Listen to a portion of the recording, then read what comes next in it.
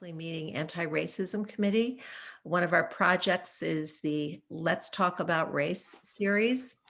We have presentations 2 Thursdays a month, and we are super thrilled to be hosting tonight one of our members, Maddie Van Meter, who wrote, as you probably know if you're here, this book, Deep Delta Justice.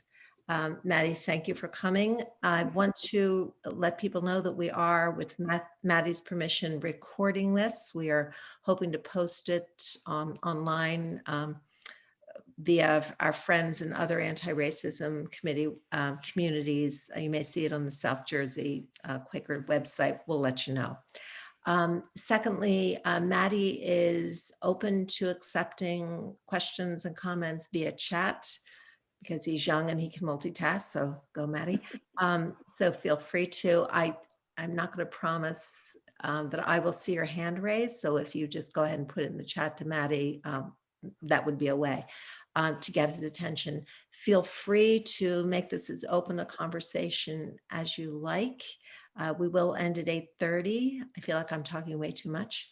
And we did craft at our last committee meeting some questions to ask Maddie about his incredibly readable and interesting book. I freely admit that I had to call a lawyer in the middle to get some clarity on what was going on because I know nothing about law. But I found it really spellbinding. So Maddie, I'm going to give you an easy one to start. So we can hear a little bit about you. We're curious about how you came to tell this particular story. There are so many stories of this ilk to choose from. What really attracted you? Yeah, thanks. And it's really nice to actually, in a way, sort of come home, if only virtually, um, to talk about the book. I only lived for a couple of years in Moorestown, but the meeting was sort of has been a spiritual home for a long time as I've bounced all over the place. So this feels really nice. Um, in terms of the story, I've been drawn to issues of sort of social justice broadly since I was a kid, and then I think a lot of that had to do with growing up Quaker, and growing up identifying in history class, in particular, with figures who had stood for what was right, even when that was difficult or impractical. And so for me, I've always been drawn to those stories, and I think as I sort of moved further into adulthood, just found that I had I had a good line on the criminal justice system. It was something I was interested in. It was something that I felt really passionately about, and I sort of tumbled into, over the course of my late 20s and early 30s, into this kind of niche in reporting about the criminal justice system. I also work with incarcerated people, have since 2013, in Michigan as the assistant director of Shakespeare in prison, which is a very, very different sort of line of work, but really similar in spirit in a lot of ways. And those types of work inform one another. I think that my journalism has made me a better facilitator of a prison theater program, and my work as a prison theater facilitator has made me a much better reporter. Which is sort of a long way of answering the question, because I stumbled into the story. I was reporting on a couple of different stories, some of which came to fruition and some didn't, when I was in grad school in New York. That's 6 years ago, and I was interviewing all of these lawyers, and I found that I got a pretty good head for the law, but I would see them dumbing down what they were saying to be able to talk to me, and so I figured I was enrolled at Columbia, so why not take a law school class? I figured that would make my interviews richer with those lawyers, which they did, but kind of more importantly, I took in that criminal procedure class.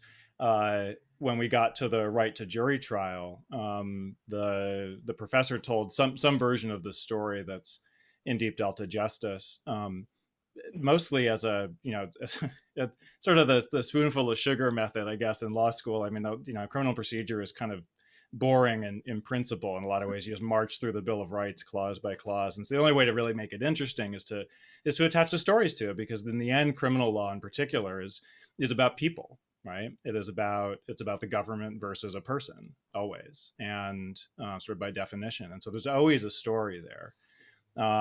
And so I heard that story, and I thought that was pretty compelling, and it happened 50 years earlier, so I figured somebody must have written the book about it. So I looked sort of surreptitiously in class. I went to the Columbia Library website, which has just about any book you can imagine, and looked at the book about it, and found nothing, or almost nothing. There were a few chapters in a few law books about it. It's a major landmark Supreme Court case, but nothing general interest. And I pretty much knew that day. I didn't know how I would pull it off, or whether it was marketable or anything else. But I believed in the story. I believed in the story and believed in the characters, and that was how I came to write about Well, lucky for all of us that you were listening in class. it. Yeah. Yeah, I mean, and I knew, and to be honest, like I knew I was looking for a book idea, and I'd sort of found a few, and then moved on from them. But this one just, it felt right from the first moment. Quite a hero. In general, as you were doing your work, how did you see religion affecting the various players in the story, and then how did your religion affect your view of the story and how you told it? That's a good question, and not one I've been asked a little bit about the sort of Quaker heritage side of things, but well, let me answer that the first part of the question first about religion in the story, because I think that's something that I found really important ultimately, particularly because, as I learned, and as has not been written about in any of the other accounts of this case, and in mostly legal books, the Duncan family at the center of this story, Gary's family, were really deeply involved in their church, Mount Olive Missionary Baptist Church in Boothville, Louisiana. Still are. Gary's a deacon there, but that whole family was part of not just the sort of go to church on Sundays part of the community, but really helping each other out. They were, it was a self-sufficient community down at the end of the Mississippi. They, which was unusual in the Jim Crow South. Most Black people owned their land outright. They owned their cars. They owned their boats. They built their boats. Actually, the pastor of Gary's church, when he was a child, was a wooden boat builder.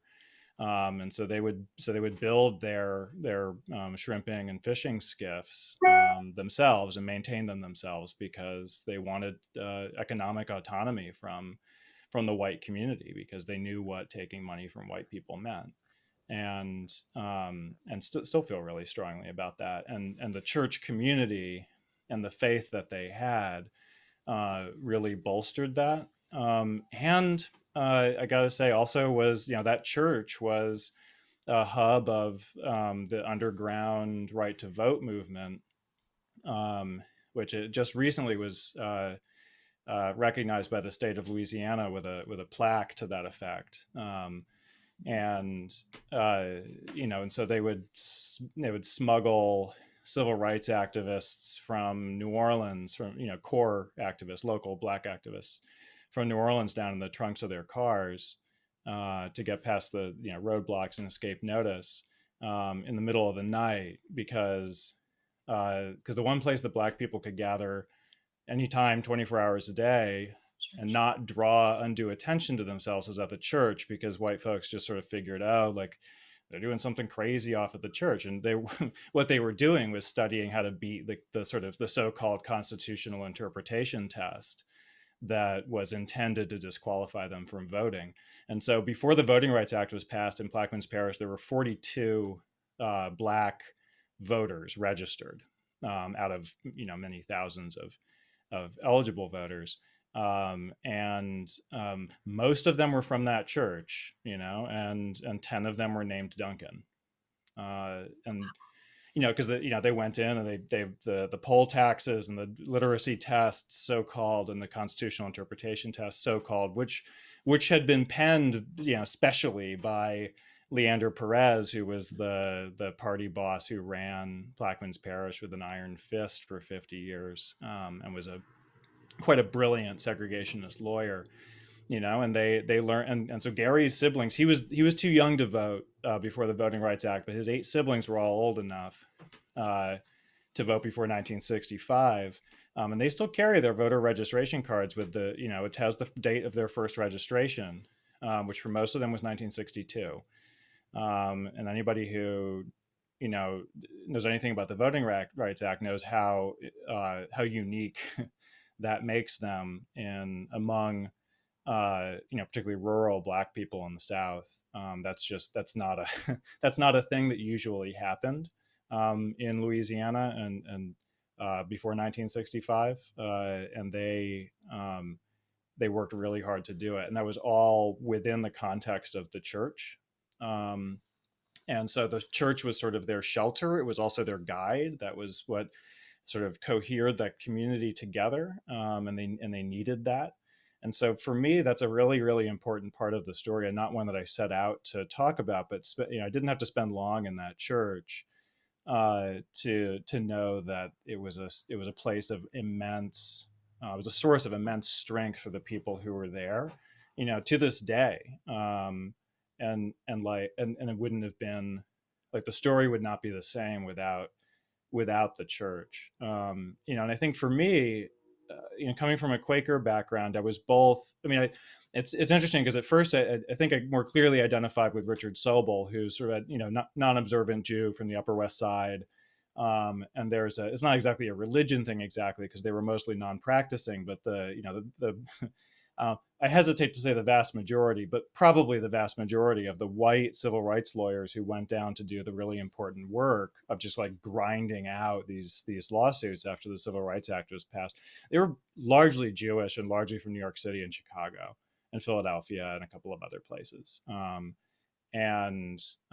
Really just they used to. I've read all their mail. They used to joke about that, going back and forth. And so, and there's a little bit of a sort of kinship there with Quaker practice. There are not a lot of lawyers, but there were a lot of Quaker civil rights activists down in less in Louisiana, more in Mississippi, Alabama, and South Carolina at the time. But I think for me, that sort of going down and not trying to play the white savior, but doing the work. I really identified with that, and what I wasn't expecting to identify with was that was the sense of strength and community that came from Gary's church, even though culturally it's hard to pick two traditions more different. A rural Black Baptist church is a really different experience. It's on Sunday morning than a Quaker meeting house, but on some level it's all the same. And I was really struck by that right away. So I think religion is sort of this undercurrent throughout the entire story, really. Wow, that was a great answer. Good question. I was very intrigued by the 3 main characters in the book, and first of all, I have such a vivid image of the place in Louisiana where most of the story took place.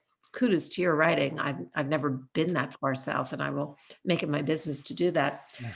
But sorry to say, I was really intrigued by Leander Perez. Yeah. He was very clever and industrious villain, in my opinion, who successfully ruled with little resistance from the whites. It's just remarkable. What can we learn about his methods? Yeah, it's a good question. Perez is a complicated character and clearly a villain on some level.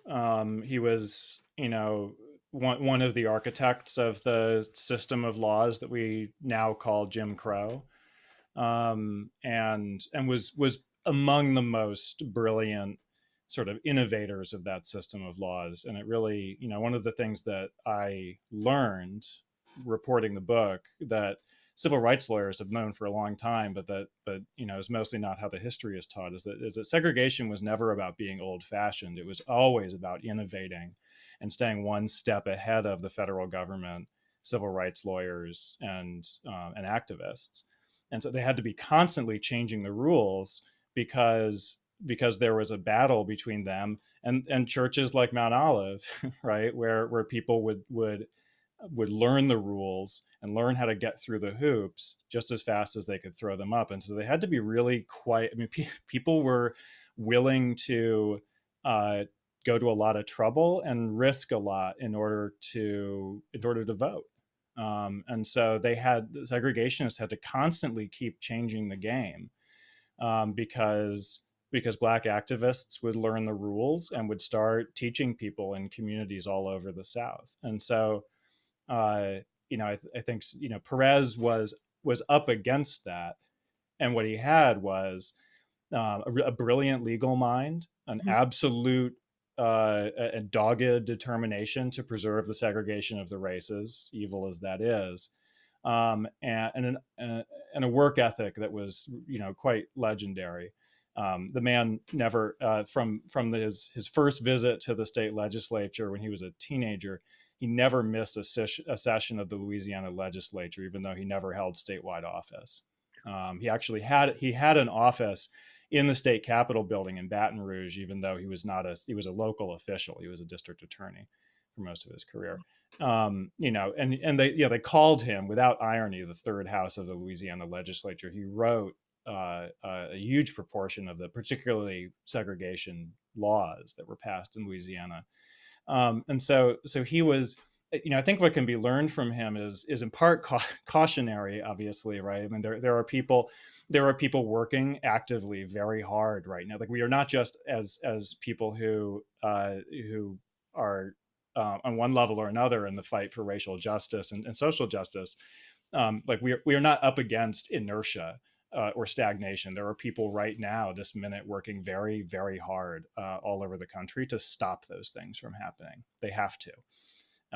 And the deck is stacked in their favor, but they still have to work really hard for it. And I think Perez reminds us of that he never sat around, confident that his last segregation bill would be the one that would really prevent the races from mixing. He was always thinking about the next thing, always thinking about, he would plant fail safes for his bills into the law, laws that would be triggered by something down the road. I mean, it was really, it took civil rights lawyers, sometimes years to disentangle all of the various statutes from one another. And they were in such, sort of abstruse legalese. I mean, it was really something. On the other hand, I think what can be learned from Perez on the more positive light is, until Brown versus Board of Education, when he became a real monster, he was a scary politician, a demagogue, for sure. I mean, he was, Trumpier than Trump in a lot of ways. I mean, he was willing to say just about anything, and really relished saying things that other people had learned better than to say in public. He took a lot of pleasure in that, and people loved him for it. I mean, he was very popular. But one of the things that I think I went into the book prepared to, certainly seeing his villainy and prepared to paint him as a villain. And it was in some of my early interviews with Black residents of Plaquemines, longtime residents, in their 70s, 80s, 90s, who were like, now, wait a minute. This man was a dictator, and we hate him for the things he did to us, but let us tell you about working 5 and 2 in the oil industry. And I said, well, what's 5 and 2? So 5 and 2 is 5 days on, 2 days off. It's a regular work week, right? And I wrote a little bit about this in the book. And I said, what's the big deal with that? They were like, yeah, understand, every other oil field works 21 and 7.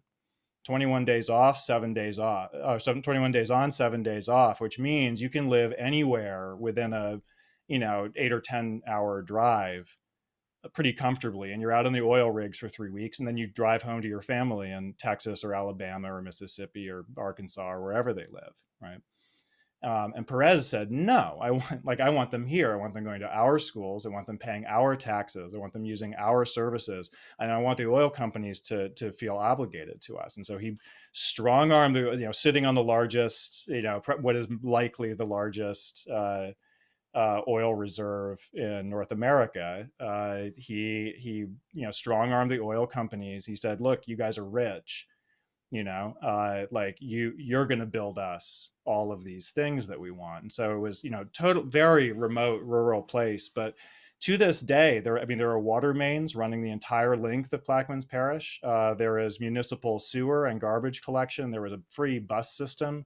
There was until a year ago when they imposed a $1 ticket fee. There was a free ferry, two free ferries. Those were the last two crossings of the Mississippi River where that would run, and you could drive your car up onto it or whatever and cross back. But it was all oil money.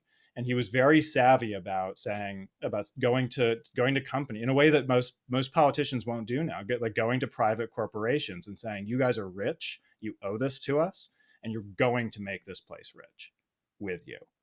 And like the oil industry sponsored college scholarships for you could go to, if you graduated from Plaquemines Parish High School and you got into an in-state Louisiana institution, they would the parish would pay more than half of your tuition for all 4 years, because that was a fund that the oil company set up. And that was true if you were black or white. Obviously there were more black, more white high school graduates, but in some sense, Perez didn't care on that level. Like if you were college bound, like the oil industry was supposed to provide. He was fiercely protective of his people. And sure enough, oil industry had to work people 5 and 2. They moved down. It was this, sort of boom town that obviously benefited whites more than blacks, particularly because the oil fields were segregated until the late 60s, early 70s. But did not solely benefit white people. And in a lot of ways, Plaquemines Parish could have been yet another region of this country and of the Americas that was stripped for its natural resources and then dumped when the industry was over with it. And Perez really stopped that from happening. It's one of the few success stories in like a mineral rich part of this country. It did not become Appalachia, and it could have really easily. Because the oil was mostly not on private land. It's out in the Gulf. And so there are no landowners getting rich off of oil. Except for Perez a little bit, which is you'll have to read the book to get that part of the story. Although I must say, Maddie, I was deeply shocked about by his efforts to keep the grade school and high school segregated. It's hard for me to read. Well written, by the way. Thanks. Yeah. No, he was absolutely willing to destroy everything he had created rather than allow it to be racially integrated. And he was pretty clear about that. And for him, when he talked about it in public, and he may even have felt this way, I think he probably did, for him, it was a shame, it was just like, because he couldn't wrap his mind around the fact that black people in Plaquemines actually wanted this. It had to be people from outside pushing them. And so he would give these speeches about what a shame it was that these outside agitators were going to destroy the school system. And of course, it was him destroying the school system, right? That he had spent all of this time and energy building, right? Some of the best public high schools in the rural South, and yet, he was willing to bulldoze the whole thing if it meant that black people were allowed to walk across the threshold. And he did. There was a school. Eventually, all of the Plaquemines public schools on the West Bank reopened, and they're still there. And the buildings, for the most part, the ones that didn't get destroyed by Katrina. But the one on the school, the former white school on the East Bank, of the Mississippi, and this is just a footnote in the book, but that never reopened. It never reopened. The only there were 13 Black students who walked into it on the first day of school to register, on the first day of integrated school. And nobody but the head of school showed up, the principal. And she said, I don't know what to tell you. So there was never an integrated day there. It was years and years of white students, one day of Black students, and that school never reopened. And there is actually, I was just down there a couple of months ago, and at the end of March, and the state of Louisiana actually put up a plaque that a church on the East Bank had spent a lot of time lobbying for, that marks the location of Woodlawn School. It had turned into a municipal storage area to where they kept their gravel and stuff, and everybody just sort of forgot that it was there, and there was no public school other than the school that had been just for Black students on the East Bank of the Mississippi in Plaquemines for a long time. And so white people on the East Bank had to take the ferry or homeschool. Wow. That is some story.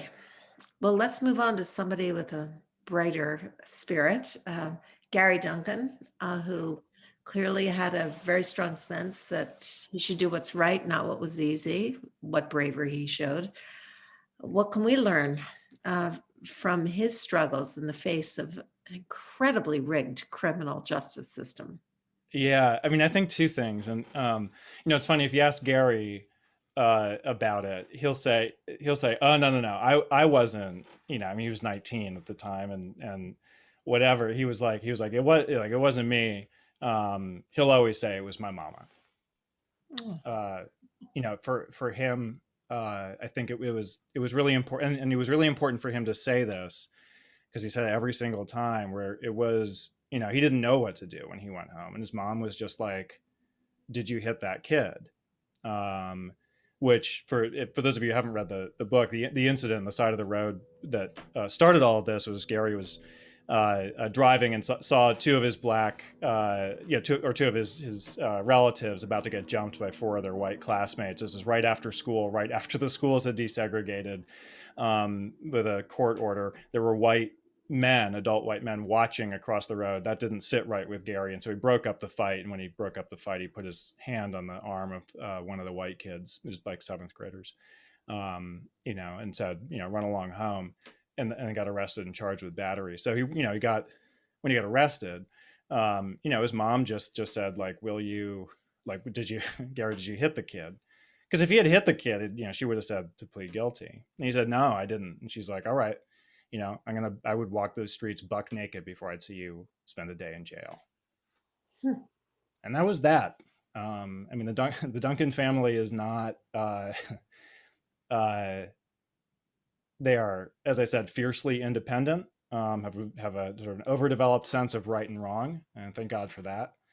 And so there wasn't really much of a question. I think, Gary's mother called the NAACP and the U.S. Attorney's Office in New Orleans to ask what they should do, and the U.S. Attorney's Office put her in touch with Richard Sobol, who was volunteering his time away from his corporate law firm to take civil rights cases, and did not do a lot of, it's a junky little misdemeanor of a case, right? It's not actually, even in the context of the civil rights, Gary's not an activist, right? This was not like a jailhouse counsel kind of, freedom rider situation. It was, but wrong, just wrong.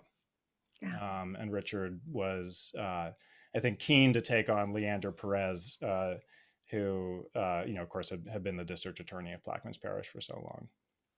I found particularly compelling, and folks, jump in anytime you want, when you wrote about Gary's reaction to the prospect of being incarcerated. I was just really palpable how afraid he was. It was palpable. I just...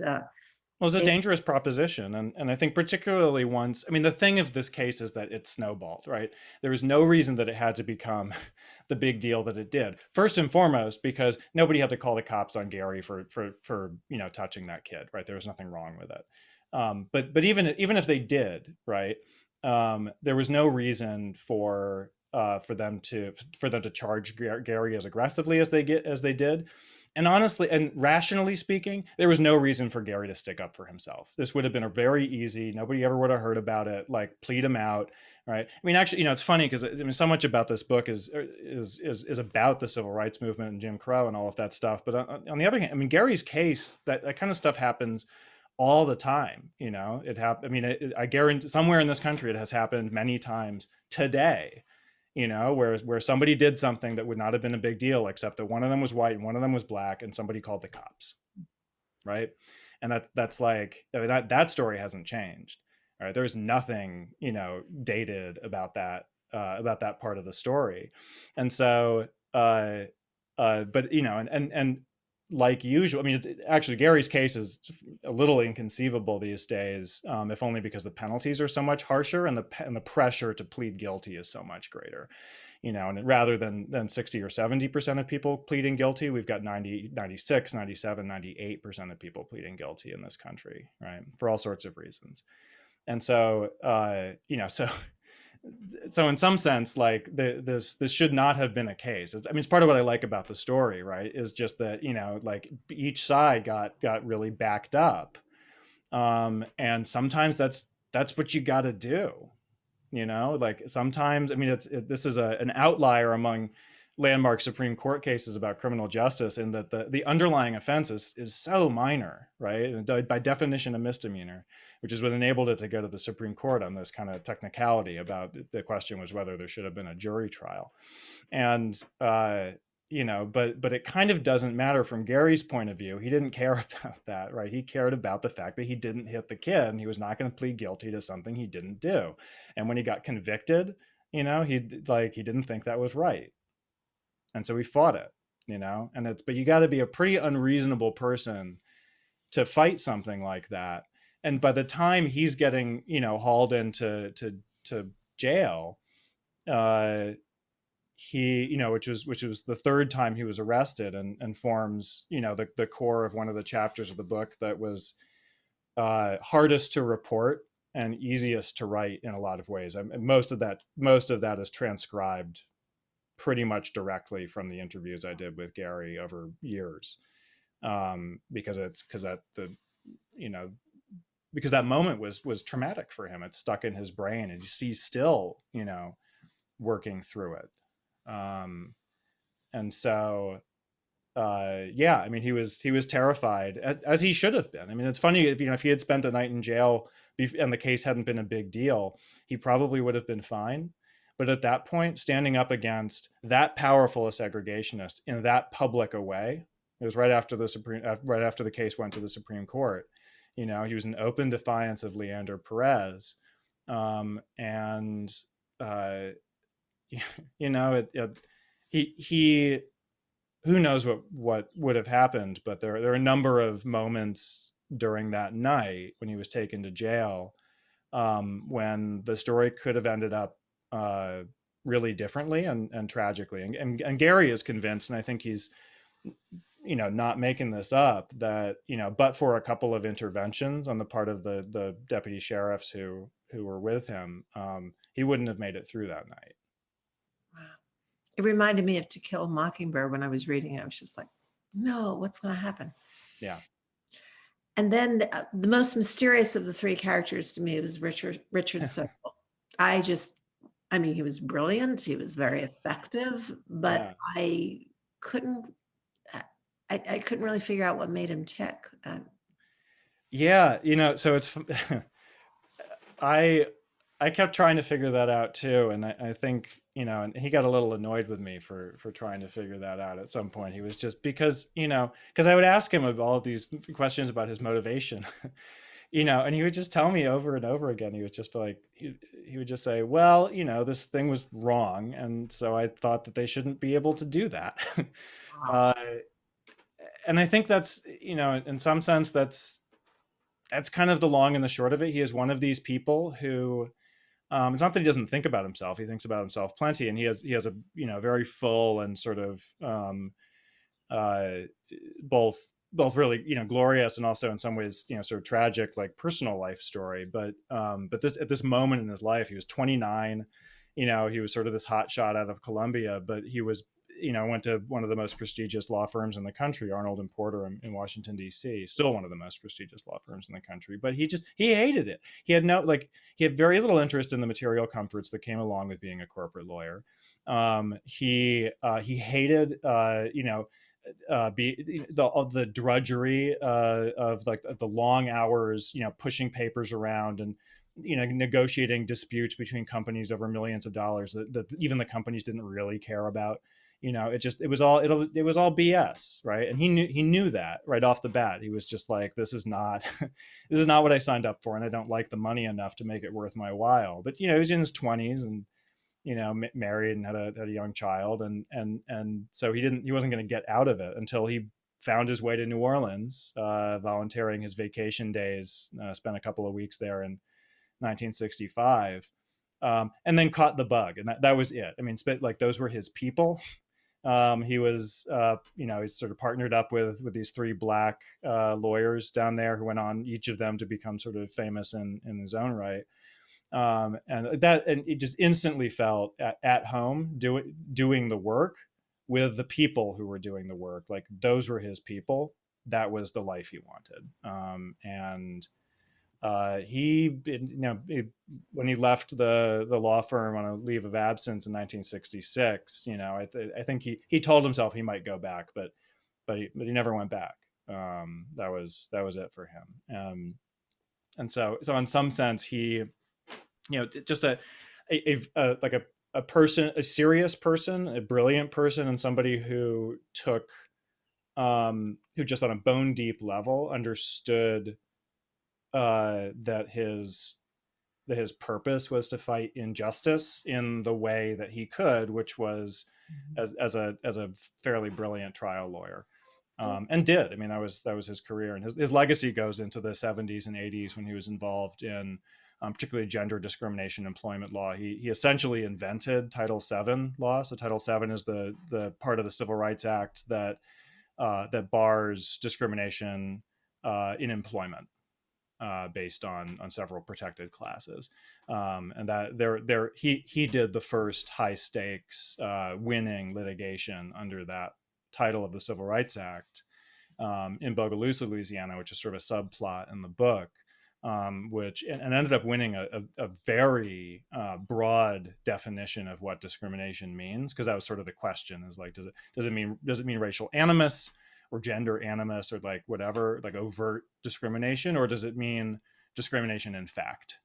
Right? Like if you give people the question was like, if you give people a standardized test that has nothing to do with race, but black people tend to fail it, is that racist, even if you had no intent of being racist, right? So it was really involved in all of those things, and that is what makes him tick. I talked to Tony Amsterdam, who is delightful, and I knew about Tony because through Quaker circles. Tony's from a Philadelphia Jewish family, but famous in certain Quaker circles, particularly anti-death penalty Quaker circles, because he was the lawyer who convinced the Supreme Court to strike down the death penalty, the federal death penalty, as unconstitutional, as cruel and unusual punishment in 1974.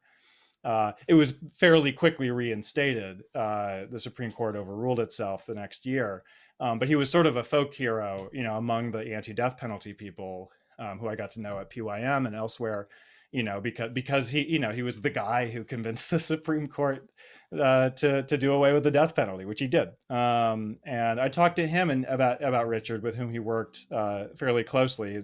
Tony's a character, a small but I hope memorable character in the book. He certainly was to me, and I asked him to describe Richard Sobol to me, and he said, "Have you read Les Miserables?" I said, "Yeah." He said, "He was Enjolras, who's the like humorless revolutionary leader in that. You're doomed to failure, of course, but but absolutely humorless, absolutely dedicated to the cause, intense, just like intense and serious, and like every atom of his being was 100% about the work, because it was like just an extension of him on some level. And so it in the end, like that's what makes Richard tick. I mean, that was what made him take Gary's case, which made no sense, right? I mean, it wound up being this big Supreme Court victory, but that never happens, right? So like, there was no percentage in this case, but it was wrong, and Richard knew that and believed in Gary's ability to fight it on some level, maybe even more than he should have, and took the case. And that's sort of the story of Richard Sobol, who unfortunately, I'm fortunate I got to interview him a number of times over the years. And in the last several years of his life, he suffered from some memory loss, and which was really hard for him because he was so sharp. He passed away shortly before the book came out. But there's a beautiful obit of him in the New York Times from last year. But he was, but just absolutely devoted to his clients, and to the cause. I mean, he remained friends with Gary until he died. I saw them. I went to visit Richard with Gary in January 2020, right before the pandemic, and went up. And Richard was living in Northern California, up in wine country. It was totally beautiful, although he hated it. He wanted to be back in New Orleans. That was his wife's idea, and as he told me. But it was really something to see those two old friends, more than 50 years after the ordeal that they went through, just talking, and people from wildly different walks of life, and I think that speaks to Richard's character. Well, all three of them were memorable characters. It was just very interesting to watch the development of it. I just want to open the floor to any other questions, or I'll just. There's Elizabeth posted something in the chat, I think maybe just to me, about just looping back to Perez, which is true. So as you mentioned that Perez fought the Catholic Church to prevent integration, which is true, and sort of a subplot in the book, and honestly more than I was able to the first draft of this book was like 800 pages. I had all the stories that I wanted to tell, and then had to cut most of it out. But I saved the Catholic Church story for like a couple of pages in one of the education chapters. But I mean, that's a heck of a story. I mean, there was a very young, dapper Dan Rather did an hour-long CBS segment on the Catholic school, which was bombed in Plaquemines Parish when it racially integrated in 1962.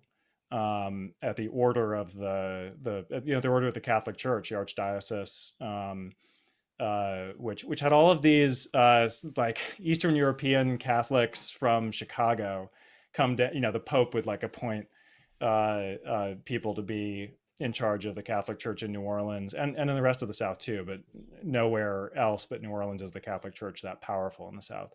It pointed all of these, like, not lefties, but like Northerners, right? And they would come down, and they integrated the Catholic schools, before most of the rest of the state. In part because they saw the writing on the wall, but in part because that was just, the Catholic Church actually is the reason the KKK hated them. The Catholic Church was a real force for good in the fight against segregation in the South. It was quite the situation was quite the opposite in northern cities, but that's a story for another time. But yeah, Perez was excommunicated from the Catholic Church. He and a couple of other people became apostates.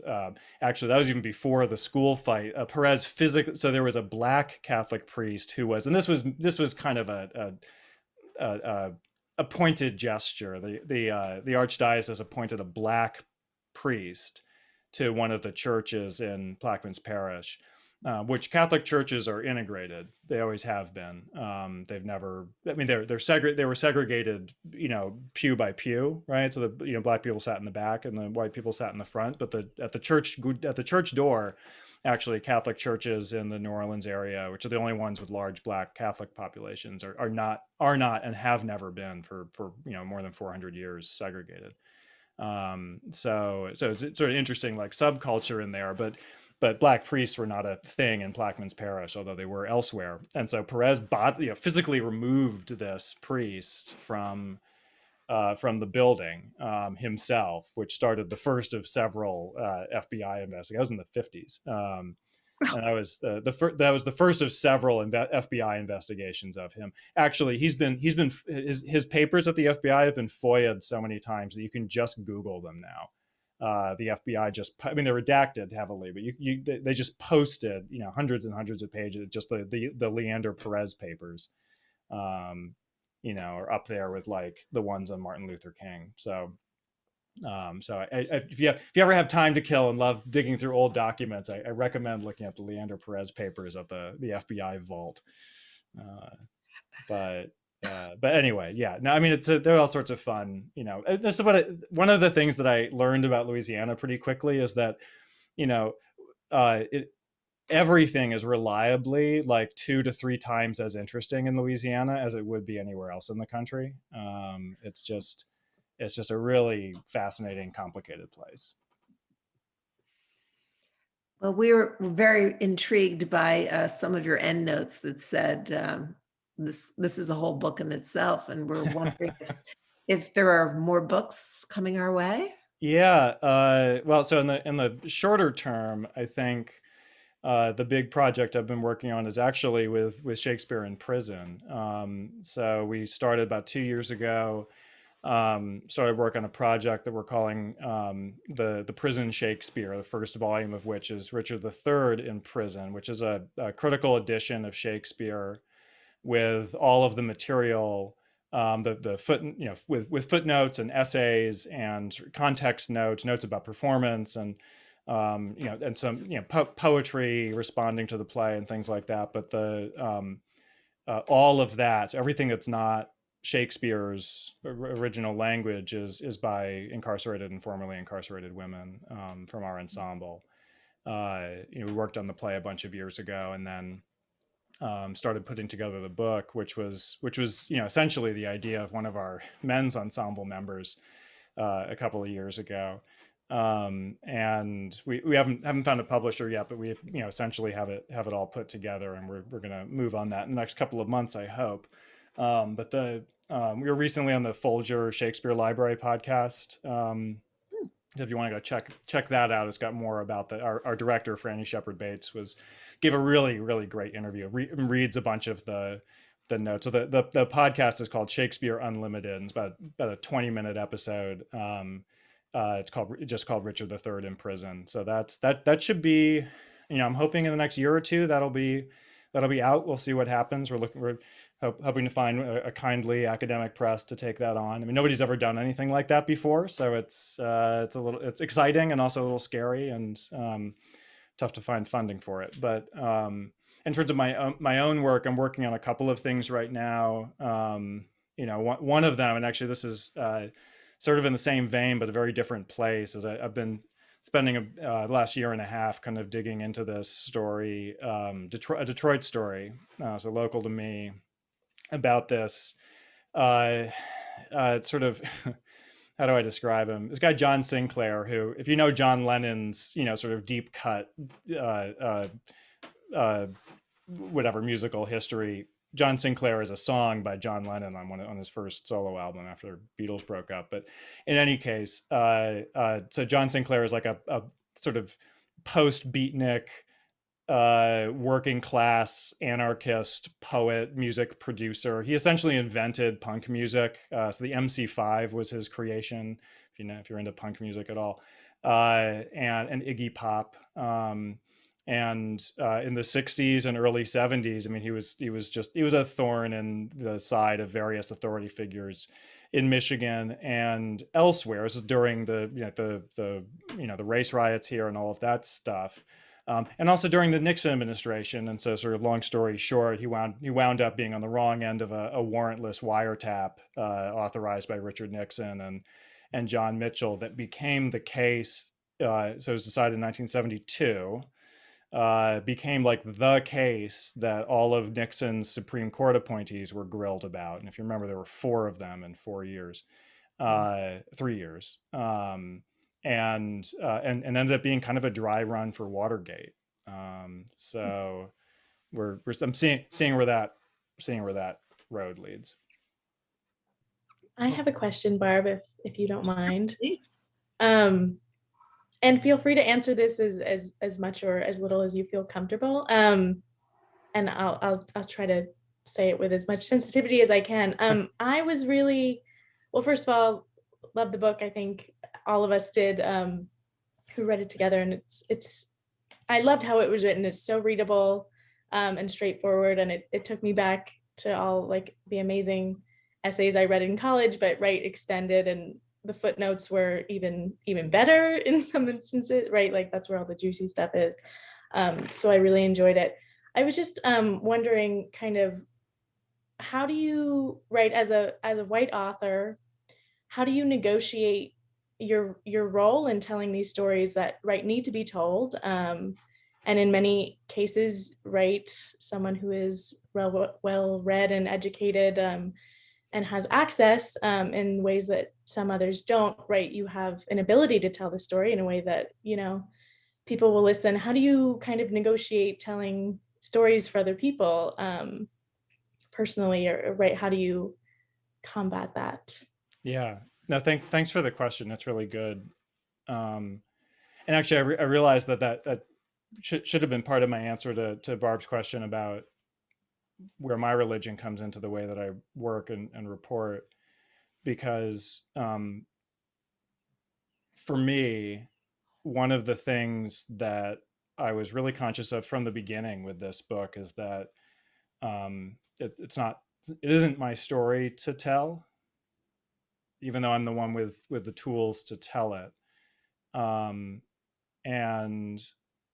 so I think it was important for me not just to listen really carefully, although of course that's important, but also to allow my subjects not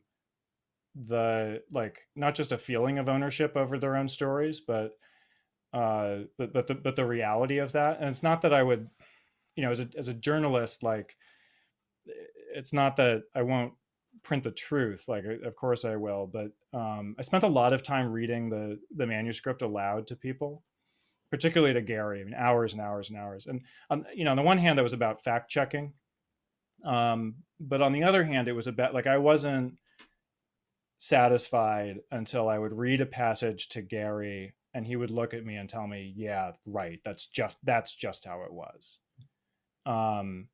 Because that was what I needed in any given moment in the book to feel comfortable printing it as fact and as truth.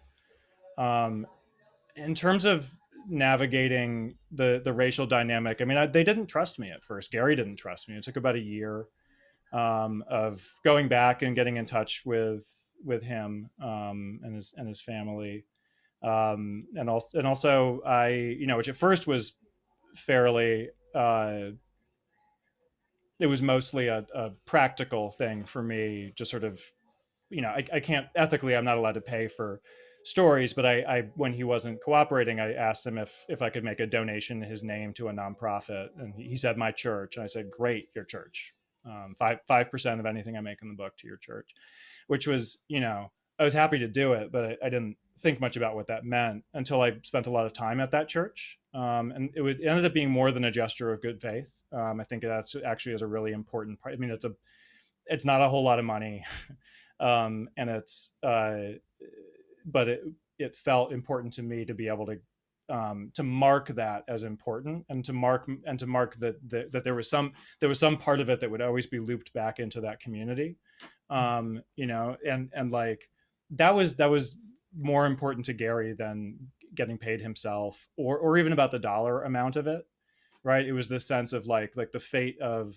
that story and the fate of his community are tied together. And I think that really sort of sealed the bond for us. And the thing about people is that once they trust you to not take advantage of them, most people, even people who are really, have a lot of defenses up and have earned those defenses, open up. And because there's sort of sort of universal human urge to do that, and we, and some people have an easier time than others. But it's something I learned from my prison work too, that just like, if you give people time and just don't screw them over, and keep coming back, that they will eventually learn to trust you. And then once you're in, and this sort of answers the sort of the kind of racial politics side of your question, because once you're in with the people you're writing about, and you trust them to be straight with you, and they trust you to be able to hear what they have to say, if they have to say something uncomfortable, then you don't, like, the abstract issue of like white writer writing about race like slips away. And it's not that it's not there, like my race is very much there and their race is there, but also like the individual people are there. And that makes it's still in the public eye, obviously. Like I've thought a lot about how to ethically, in a way that I can like sleep at night, right? Like promote the book and talk about the story without taking it from Gary, and from his family and from that community. But in terms of the reporting of the book, like once I trusted them to call me out, and they trusted me to be able to hear when they were calling me out, then, academic concerns about, sort of race in general, pretty reliably, in my experience, disappear, because then you're just dealing with the individual people, and you trust them because it is their story, and they know, like they are the experts on their own experience, and they are like the bundle of contradictions that we all are.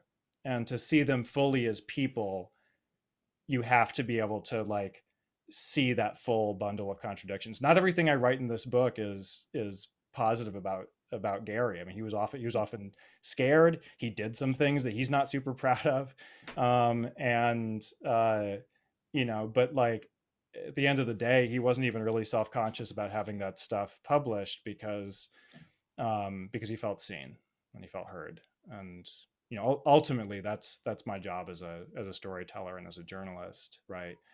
My duty is not to them, but I wouldn't publish anything unless, and I haven't published anything unless the subjects felt fully seen and understood in my telling of the story. Wow. You're a nice guy, Maddie. That's a great answer. It's for whatever reason, I found that it comes naturally to me. I mean, it is in that the payoff is so great, right? I mean, it just, it takes a little, like it doesn't actually take that much patience. I mean, I learned that, I absolutely learned this in prison and in other ways, like, in other contexts as well, but like doing the prison program for as long as I've done, it's just like, it is so reliable, right? It's like, you work with people, you see them as human beings, you treat them as peers, and they open up. They just do, right? No. And that bond of trust totally transcends academic and important, but like ultimately abstract and academic debates about race and gender and class and this country. All right. And those are super, super important things. And like those are the things I want to write about, but I want to write about people, not about the ideas, because ultimately ideas are kind of boring. I think you have a question in the chat, Maddie. Oh yeah. Yes. So yeah. So there's a question about the narrator. yeah, it was kind of a long road to the narrator. I had very strong feelings about who should narrate this book. I think fate intervened, and the wonderful Brad Sanders narrated it, which he and I were up for an Audie, which I guess is a thing, the Audiobook Publishers Association. It was nominated for, it was shortlisted for best narration, best audiobook, history, and biography. And he was just, it was great, and he's from Louisiana, so I felt very strongly that it had to be a black man, and ideally a black man from Louisiana. So much of the book is dialogue, and a lot of that's in dialect that, like, you can't possibly you can't do it right without being from there. And I mean, it's so idiosyncratic, and he nailed it because he is from there. I will say, like, I was, we were in talks with Wendell Pierce, who we could not afford, it turns out, but from The Wire and a number of other things. Also from New Orleans, and lives there. So I thought he might take on a passion project, but and also with Lolis Eric Eli. So Lola Sr. was a sort of firebrand civil rights lawyer who's a character in the book. His son, Lolis Eric, is a journalist and filmmaker, a writer. He worked on Treme, that HBO show from a few years ago, and he's written for the New York Times, and he's part of Southern Foodways Alliance, and it's sort of a big deal within, like, Southern food and, like, place-based New Orleans arts and culture stuff. Super awesome dude. And his film, which the name of it is escaping me, I think it's just called Faubourg Treme, about the oldest continuously inhabited Black community in the United States, which is the Treme neighborhood of New Orleans. Won a whole bunch of awards years ago. So anyway, he was, he's got a great voice, and I thought he would, and he had sort of agreed to do the narration, and I thought that was cool because his dad is a major character in the book, right?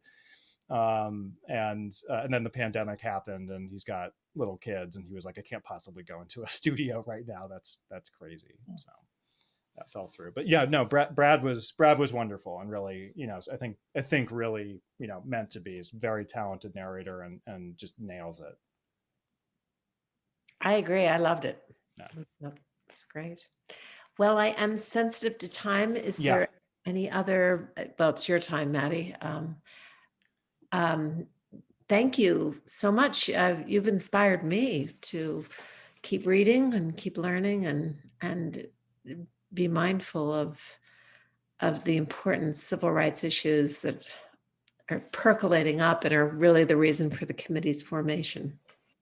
Well, I'm so happy to see all these, familiar and unfamiliar faces, sort of in the Zoom room. Has changed my view to the gallery where I can see everyone. So that feels really good. So thank you all of you for turning out, and a lot of you have been there for me since, some of you since before I can remember.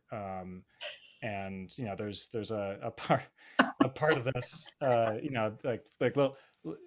I feel like this book is made up of little bits and pieces of me, which in turn are little bits and pieces of the people who got me where I am. So yeah, many thanks. I think it's going to be a movie. So, well, funny you should say that. So it was, I don't know about a feature movie, which is what most people mean, but a documentarian got a hold of the book proposal back in 2018, almost 3 years ago now. And just started making it. And I just got news that this woman, Nancy Buirski, who won a bunch of awards. She did The Rape of Reese Taylor and The Story of Loving, which became the film Loving, about Loving versus Virginia. Really, amazing filmmaker. Very different take on the story in a lot of ways, but a really beautiful movie. So that just got funded. So John Legend came on as an executive producer a little while ago, and they got fully funded. So that'll be out in sort of art house theaters mid-June. I think it's premiering in New York on June 18th, and everywhere else shortly thereafter. We're doing a joint event with Gary in New Orleans, actually, at the end of June. And then it'll be on television on Stars starting late summer, early fall, sometime in there. So stay tuned. It's called A Crime on the Bayou is the name of the film. Right. And we knew you back then. That's amazing. Yeah. It's really nice to see everybody. And thank you, parents, for coming too. We appreciate that. Yeah. No, they've been there for plenty of book events, but no, I mean, but this ended up being really different from a lot of the others, which is great. So thank you for your thank you for your questions, Barb, and everybody else who asked. Thank you. Good night, Maddie. Good night. Good night, friends. Good, everybody.